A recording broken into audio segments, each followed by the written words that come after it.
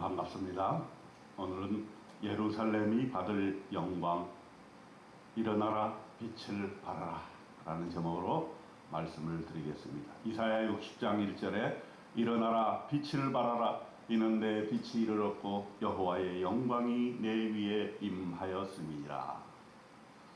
오늘 이사야 60장은 어두운 세상에 사는 우리들에게 큰 한 줄기 빛을 주면서 이제 그 자리에서 일어나 행동할 때가 되었다는 것을 말씀해 주고 있습니다.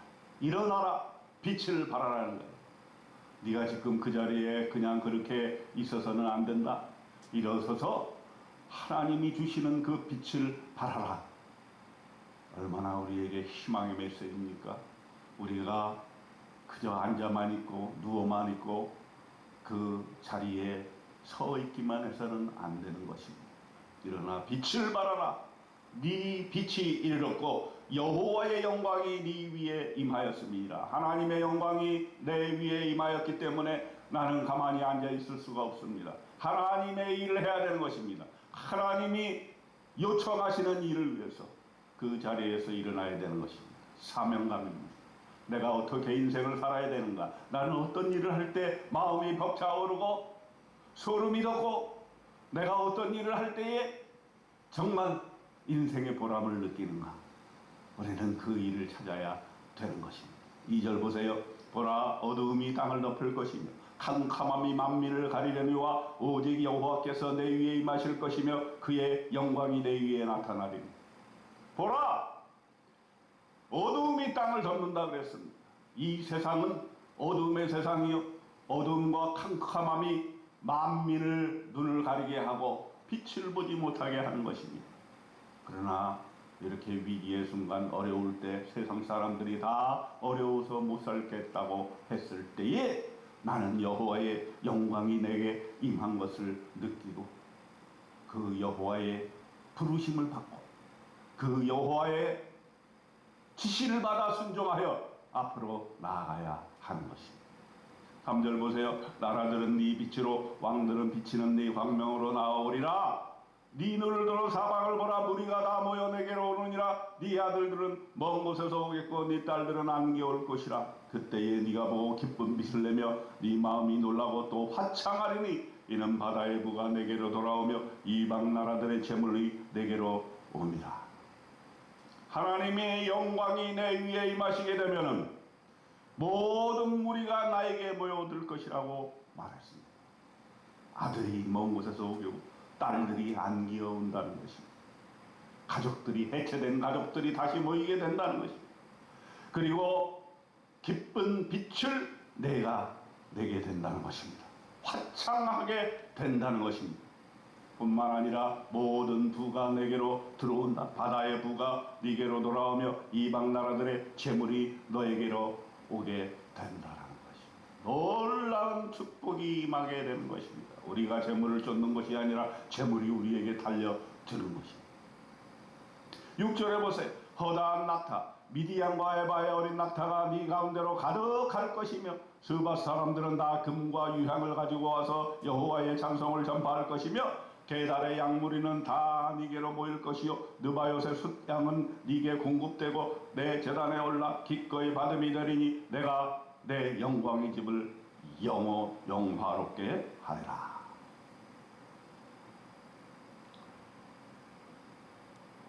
우리에게 하나님의 영광이 임하시게 되면 재물이 몰려드는데 낙타와 에바의 어린 낙타, 스바의 금과 유황 그리고 게달의 양무리들이 다 모여들게 된다는 것입니다. 느바요의 숫 양도 공급이 되고 하나님의 제단에 이 재물들을 바치게 되었을 때 하나님은 기꺼이 이 재물들을 받는다고 말씀하고 계십니다.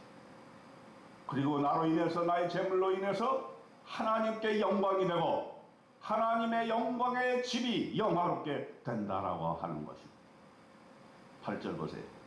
저 구름같이 비둘기들이 그 보금자리로 날아가는 것 같이 날아오는 자들이 누구냐? 곧 섬들이 나를 앙망하고 다시스의 배들이 먼저 이루되 먼 곳에서 네 자손과 그들의 은금을 아울러 싣고 와서 네 하나님 여호와의 이름에 드리려 하며 이스라엘의 거룩한 이에게 드리라 하는 자들이라. 이는 내가 너를 영화롭게 하였습니다. 하나님의 영광이 내게 임하심으로 말미암아 많은 사람들이 은금을 싣고 와서 하나님 여호와의 전 앞에 여호와의 이름 앞에 드리게 된다는 사실입니다. 나로 인해서 그렇게 된다는 사실입니다. 얼마나 영광스러운 일입니까? 한때는 하나님이 나에게 대해서 노한 적이 있었습니다. 10절 보세요. 내가 노하여 너를 쳤으나 이제는 나의 은혜로 너를 불쌍히 여겼은즉 이방인들이 네 성벽을 쌓을 것이요 그들의 왕들이 너를 섬기게 될 것이다. 이스라엘이 한동안 하나님을 떠나서 죄를 범하고 우상을 섬길 때가 있었습니다. 그러나 이제는 회개하고 돌아오게 되어질 때 하나님의 영광이 그 위에 이르게 되겠고, 한동안 하나님께서 노를 베풀어서 이스라엘을 쳤지만은 그러나 이제는 하나님의 은혜로 이스라엘을 불쌍히 여겨 주시고 이방인들이 그 흩어진 성읍을 쌓을 것이요 왕들이 너를 섬기게 될 것이라고 희망의 메시지를 주고 있는 것입니다. 그래서 우리네 인생이 어떻게 변합니까? 11절에 보면 내 성문이 항상 열려 주야로 닫히지 아니하리니 이는 사람들이 네게로 이방 나라의 재물들을 가져오며 그들의 왕들을 포로로 이끌어 오게 된다라고 하는 것입니다. 성문이 항상 열려 있어도 적군이 쳐들어올 수가 없고 이방 왕들이 예루살렘을 섬기게 되는, 성문이 주야로 닫히지 않는, 이방 사람들이 이방 나라의 재물들을 가져와서 그들의 왕들을 포로로 이끌어오는 다시금 다윗 왕국의 부활이 이스라엘을 통해서 이루어진다는 것을 약속하고 있는 것입니다. 그리고 22절에 결론을 냅니다. 그 작은 자가 1000명을 이루겠고 그 약한 자가 강국을 이룰 것이라. 때가 되면 나 여호와가 속히 이루리라 말씀하셨습니다. 지금 상태는 폐허의 상태예요.